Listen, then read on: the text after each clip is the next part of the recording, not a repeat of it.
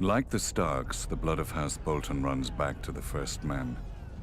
Singers call those times the Age of Heroes, a mask for a savage world that bred savage men.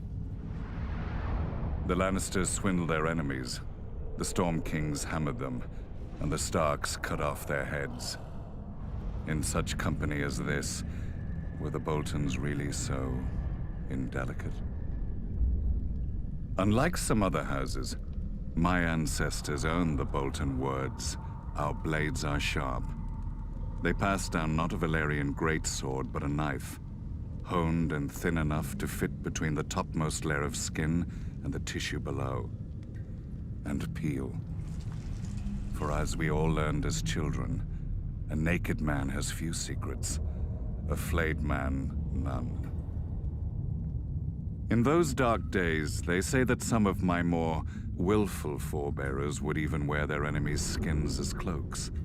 But no such tokens remain, if they ever existed. Certainly not hanging in some secret room in the Dreadfort, as old wives and fools insist. I suspect my house itself was responsible for spreading such rumors in the first place.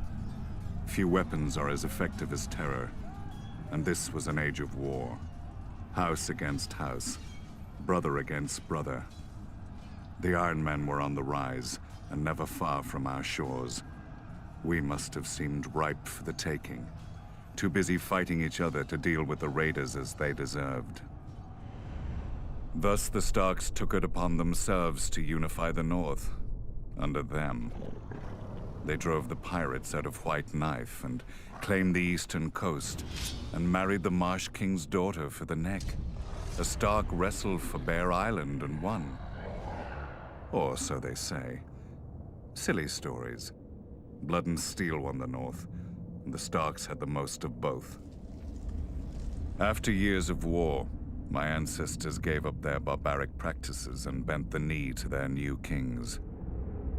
Thus House Bolton became what we are today, loyal bannermen and staunch ally to the Starks, and the second greatest house in the North.